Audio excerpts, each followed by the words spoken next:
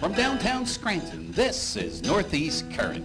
WQPX invites you to join us as we explore public affairs, current events, and arts and culture in northeastern and central Pennsylvania. Now, let's meet today's guests on Northeast Current. Welcome to Northeast Current. I'm your host today, Bernie Mayapolsky, and I'm here with two of my good friends, Francene Dudziec and Rachel Drazdowski. And Francene, where are you from? I'm from the University of Scranton Small Business Development Center, and I'm here with on the Women Entrepreneur Center program, which is a partnership between the University of Scranton Small Business Development Center and the Kenya School of Management. And Rachel? I am the Director of Philanthropy with the Scranton Area Community Foundation. Well, thanks, guys, for helping me out with that, because, you know, I struggle with the introductions of everybody's title and everything, right? So we're here to talk about... The Women's Entrepreneur Center. That's right. Yes. So could give us the overview first, and then we'll go from there. Okay, so the Women's Entrepreneur Center is a partnership, as I said, between the University of Scranton Small Business Development Center and the Kenya School of Management students. And what we do is we have a program for lower-income women or women in transition, or basically women who are interested in making a better life for themselves. And we're helping them explore the options of self-employment or starting a business. I think that's great. I mean, it's hard to find jobs, but a lot of people want to start a business, right? So, Yes. so you help them explore it, sort of. A lot of people probably say, oh, I think I'll start a business. And then Right. where do you start? So Right. a good place to start would be to contact you guys. Right, exactly. So I try to guide some women who maybe have a hobby or have an interest of something that they're doing. They might be doing some baking, or they might be taking photography, Right. but they've never thought about it as a second, area of employment for them, Right. where they could be making, a few extra dollars and actually Right. starting a business and, promoting the business. So, Right. we're just here to help some women who might be interested in a second income. And this particular program is just for women. Yes, it is. Okay. It's, Because there are programs for women and men. Right, and we do have, our Small Business Development Center offers consulting services for anyone. So Okay. if there are people who are out there that don't quite fit into this program, Okay. we can certainly help and provide assistance for their starting a business or even, growing a business. So. And what other kind of, so if somebody, if I know a person, or if I were a woman in transition, which I'm not right now, I could contact you, and I was thinking about starting a business, and then you would, what would you do?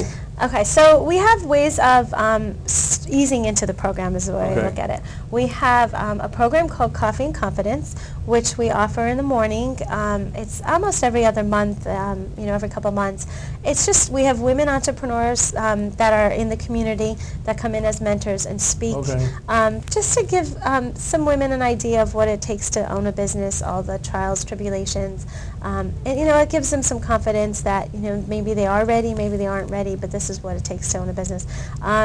If you're interested in exploring self-employment, we welcome anyone to attend those sessions. Okay. Again, it's a good way to meet new people, network, find out what opportunities they have, what our services are, and what we could offer. Then we offer, coming this fall, it's called a startup program, Okay. and it's a 6-week extensive program where we'll be offering all the details. It's like 3 hours once a week for 6 Okay. weeks that we go through all the details of starting a business, and we go through exploring business plans and Okay. marketing and researching your target audience and such. So we usually transition women from Coffee and Confidence. If they've attended a few of those and they think they're Okay. interested, we transition them into the startup program, and that's, like I said, a more extensive program where we work one-on-one. All of our services are free and are confidential. So it's completely confidential. And how for does us to- somebody enroll, find out if they qualify, that kind of thing? They can go to the Scranton Small Business Development Center, which is scrantonsbdc.com, Okay. and we offer our programs on there for this. And if they're interested, if they don't qualify as a lower-income woman or a gentleman, that even if you own a business and you just want to explore some operational information or things on financing or possibly growing your business, Okay. you can register for a consulting appointment on our website as Okay. well. But we have a tab on there called Programs And so if you click on there, you'll see the startup program and the coffee and confidence programs listed It tells you on the there. time of the coffee and confidence Yep. and things like that. And And the what about, location. do you need also do you need other mentors and people to speak? Is that something that you're looking for Yes, other people to do that? if you are a woman in the community and you are interested in guiding some other women and like to share your story, we're always open to having some women come and volunteer and mentor and speak at any of these programs. Both the startup program, you can come to one session, you can come and speak on a panel, and then the coffee and confidences, we have women that come into any of those programs that talk about their I businesses. always find it's good when you speak or help other people, it helps you learn yourself. Yes. You know, sometimes you don't realize how much you know. Right. And you don't know, sometimes you find things out. Right, right. And you do, and it's great. I think the women really enjoy hearing their stories, and Yeah. it really provides them with a connection and confidence, and it makes the sessions more engaging than someone just, speaking to them about, ways of running a business or opportunities for having a business. When you actually hear from a women entrepreneur and a business owner Yeah. who started, and plus, many people look at those women and think, or look at just business owners in general and think, oh, they have a ton of money, they're doing so Yeah, well, they're right, doing, right. and once you hear their story, you're like, wow, they are kind of just Yeah, like right. me, and if they can do it, I guess I can do it, Yeah. or I could at least give it a shot and try, Right. and it's very encouraging when you hear other people's stories and where they've, how they got to where they Yeah, were. right. I think there's some people may be too afraid, and it's not, being a person that's started his own business and sold my own business and Right. been in business a long time, meaning there's a lot to it. It's not impossible, though. No. But it's not something you just take lightly either No. and say, oh, I think I'm going to hang my shingle and I'm going to make, whatever it is that I'm Right. good at. It's not just what you're good at. You have to be good at business. Right. You don't have to be good at it. You can learn it. So that's kind of Right. what you probably do is if you're good at baking or whatever it is that you're good at. Right. And then you help them learn about being good at business. Right, right. And you have to be able to sell yourself. Right. And you have to be able to, really commit a lot of time Mhm. and energy And do into the it. books and understand how to do your books, very Yep. important. And be able to Do market your yourself. books. You can't tell how many businesses people don't do their books. No, no. They wait till the end of the year don't. to do their books, so how do you keep score? Do you play Right. football that way or baseball without Right. keeping score? You gotta keep Exactly. score. Right, and that's exactly what we do when they come through our program. We try to set them up, in exactly, the way they should Right. be, keeping track of everything, opening separate bank accounts, and Right. things that you just take for granted and think, oh, I'll just start a business today. And Right, right. There's permits and licensing and That too. various I things. learned about that. Yeah. The hard way. Right, and that's how most people learn, exactly. Yeah. They When the just- police were knocking on my door, or the inspector, whoever it was. Right. True story.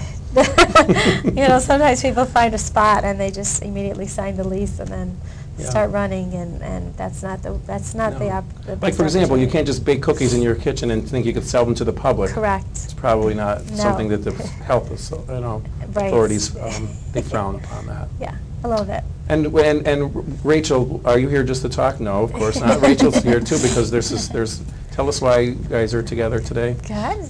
Well, the Scranton Area Foundation has recently launched a new initiative named Women in Philanthropy. And the goal of this initiative is to engage people who are interested in empowering and transforming the lives of women and girls in our community. So we're initially focusing on 4 core areas. Those are health and wellness, education with a focus on STEM, which is science, technology, engineering, and math. Also financial literacy, and finally small business development. Okay. And that's where we tie in with WEC and the SBDC. Okay. Because Women in Philanthropy, our members are going to be getting together and vetting businesses, and the Scranton Area Foundation is going to be providing microloans to Okay. women entrepreneurs who want to start businesses. So Okay. women who may not qualify for traditional loans or loans through the Chamber of Commerce or a small business loan, they can come to Women in Philanthropy and get funding to start their business.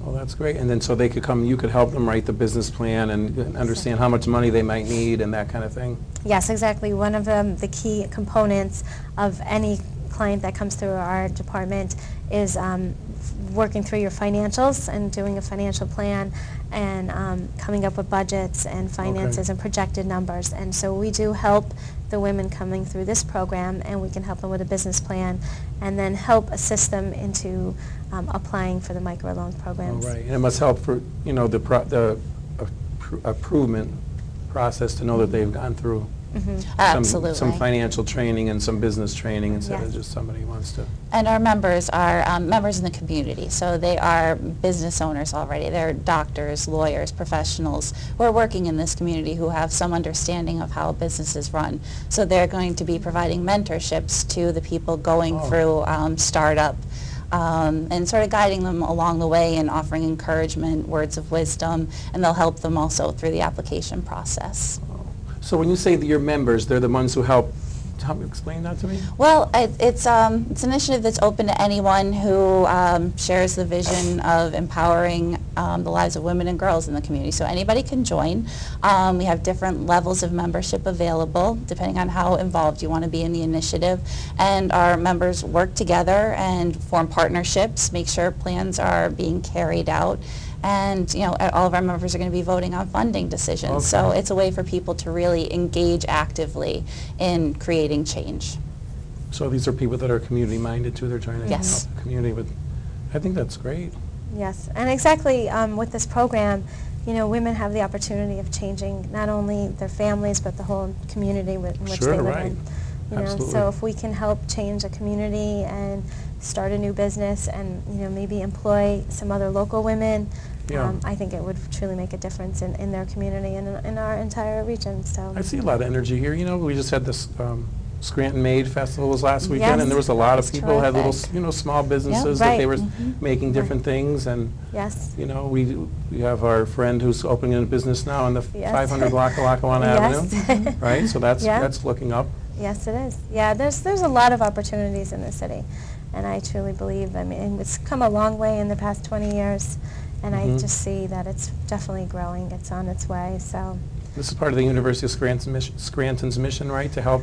That's part of the Jesuit mission. Yes, it right? is. To help To the communities student- that they're in. Yes, yes, and we work with the Kenya School of Management students, so the students serve as mentors as well, Okay. and they help guide the women that come through the program with business assistance, setting up a business plan, setting up a website, you know, even basic social media sites for someone who's interested in starting a business. They may not be aware of, you know, the rules and regulations and how to market a Facebook page if you have a small business or a hobby that you want to transition. So we're really a great resource, and the students are very, very well knowledgeable on all these Sure, topics. they're in the cutting. They're learning the they're on stuff the that we're not cutting edge. learning even ourselves in Yeah. business today because And they're perfect things change for, so fast. And to research, they're perfect for researching information because Sure. they definitely know how to search the web and Yeah. find out things that we need to know. So they're a great tool Just they as have the well. time, too. They have the time, yes, and they are a good resource. So you know, it's a great opportunity for women to make a difference in their lives and within the community as well. So how does someone get in touch with you? So they can contact me via this ScrantonSBDC.com, or you can call me at 570-941-4168. And I'll be happy to We sign have your them number up. on the and- screen right yeah. there. I'd be happy to set them up and let them know. We do have a program in August. I can't remember the date. I think it's August 18th. And then we have another Coffee and Confidence September Okay. 23rd coming up. So if That's you want to women check... only for Coffee and Confidence, Coffee and right? Confidence is women only. Is that a good place to meet women, maybe? Well, it could be. But, you know, we're just gearing it toward, you know, making a difference and empowering women, especially someone who has had an idea and really wants to make a difference in their family or, you know, be part of maybe a second income or a side income Okay. and, you know, change their lives by starting Sure. a business. And, you know, like I said, I always try to tell women, it's not like we're going to have you start a company and, you know, start a manufacturing Right, hire plant. 100 people and Right. mine coal and. But, you know, if there's you know. something that you already are passionate about and you're already spending money on as a hobby, you know, it would be a good idea to True, check good into idea, and good point, right. see if you can make some extra money from it. Right, that's a And good setting it point. up properly and making sure you're, you know, doing Not all the losing legal money. thing. You're not losing money, for Right. one. There's quite a few ways to lose Right. money in business. Yes, there is. Yes, there is. And so we try to help all area businesses that, you know, that they're successful and Yeah. growing. So how did the partnership with the Scranton Area Foundation Well- and you come about? Well, we saw that there was a need in the community. there are a number of women that have wanted to start a business but didn't have the small financing that they needed. Most bank loans require a lot of paperwork and good credit, and most of the women in transition and lower income just aren't a viable source for them to go to a bank. So an example of that is we had a woman who was making tamales in her community, and she was selling them among her friends and family and in the neighborhood, but obviously wasn't selling it legally and wasn't even, in a kitchen that was certified. But we had heard that one of the area colleges wanted her to come in to sell them during lunchtime, and she kind of got nervous about that because she knew she really wasn't certified and wasn't doing it legally, and kind of just stopped even selling them privately. A program like this could have certainly helped her go through a certification program. There's a kitchen incubator in Carbondale that she could have made her kitchen, she could have made her product through there, and it would have been a great opportunity. She could have really launched a good business, and especially she had the need, she had the market, she was already having customers, and she had this great opportunity. It just seems like, well, where do I start? Who do I call? And then you don't necessarily know if you want to call the city or the authorities, because maybe you're already feel that you're doing too much. And some people are a little scared. It's a little it's intimidating. It is, and so I know a program like this would have been perfect for her because she was already being profitable, as much as she could be. Where are you now? I know, so we want you to come back. Come back. And there's a lot of gaps that we see with women. And the same with the loans. Exactly. Some people. Well, Women in Philanthropy was actually the result of a year-long planning process where we brought in different public service groups in the community. So we heard from the SBDC, we heard from nonprofit direct service providers like the Women's Resource Center, EOTC, and we really wanted to know where are the gaps, where are needs not being met in this community that we can help out with. And one of those large gaps were the women coming through this program who had great ideas for businesses, maybe even had some success to date, but couldn't get the funding to start their business. And so that's where we decided to step in with the microloans. Like a real-life Shark Tank. not quite as intimidating, I don't think. Nicer though, right? Yeah, a little bit nicer. Right. More friendly, a friendly Shark Tank. And when you say the community, that's not just Scranton, because we're talking the University of Scranton and Scranton Area Foundation, so maybe people think that it's in cover. Could you tell us more? How much?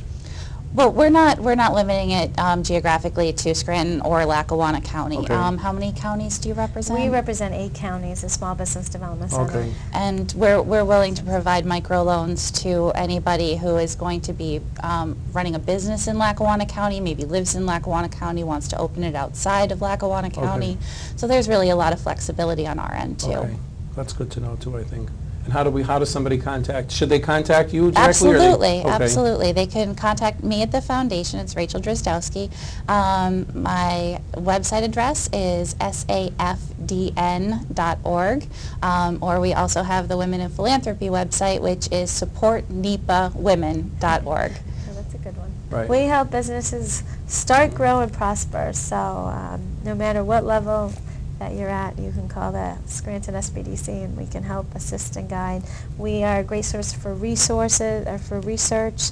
There's a number of things, that demographic research that people don't realize, that they think, oh, we're already in business, they're only going to help a startup, or we're a startup and they only help existing businesses. So we help all types of businesses. So just call you and see what's going on. Just call, yeah. We're there to help. We're here to help. We want to see your business grow. I'd like to thank our guests today, Rachel Drazdowski and Francene Dudziec. Thanks for coming. And you have their numbers on the screen from before and after, and I hope that you contact them if you have any needs or questions. And we'll be right back with more Northeast Current.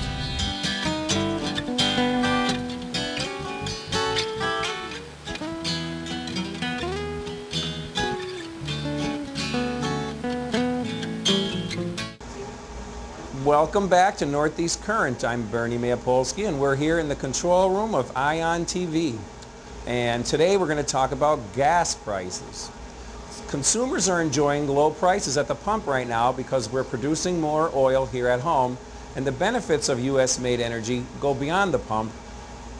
Our energy renaissance could actually lead to millions of new American jobs. Joining us today is Jack Gerard, President and CEO of the American Petroleum Institute, to discuss a new study about the economic impacts of the oil and natural gas industry. Jack, welcome to Northeast Current. Jack, can you share some of the most interesting results from this study? Yes, a recent study concludes that with the right public policy changes in the United States, we could generate another 2.3 million American jobs and create or produce the equivalent of 8 million barrels of oil equivalent a day, thus creating great paying jobs, making us more energy secure as a nation right here at home, and ultimately putting more supply in the marketplace, which puts downward pressure on the price of gasoline, something we all enjoy.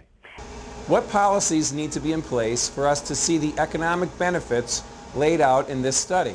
And the policies that were looked at was a best case scenario, if you will, as to what would happen if our public elected officials at the federal, state, local levels and elsewhere really focused on the policy changes necessary to make the United States the energy superpower it has the potential to become.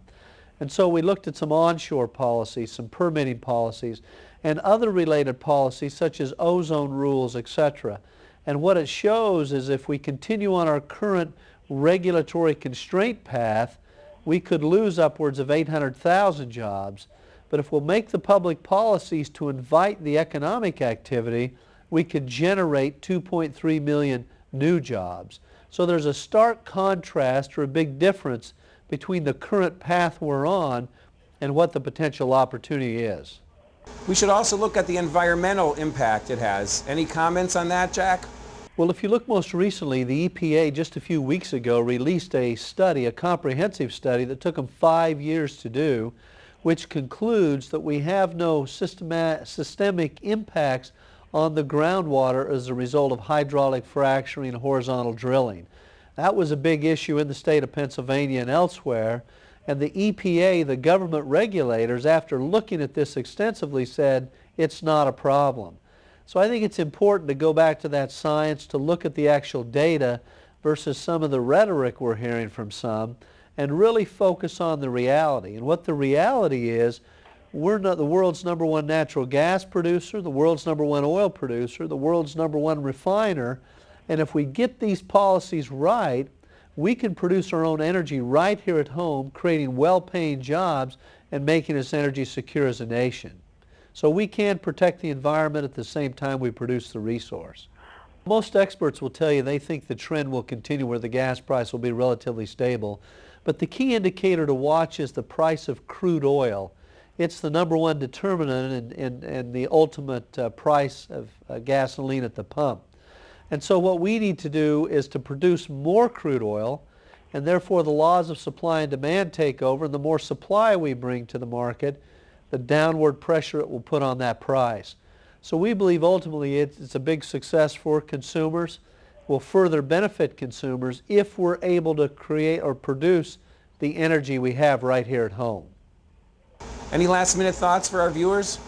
Well, we'd encourage all your viewers to go to our website, api.org, and there look at this new study and see the difference it can really make if we have the right public policy. And encourage all your viewers to get involved in this debate. You're having a great debate in the state of Pennsylvania. Your elected officials need to hear from you. We believe this study shows that oil and gas production is a very positive thing for our nation and a very positive thing for us as consumers. I'd like to thank Jack for joining us today, and that closes our show, and thank you for joining us.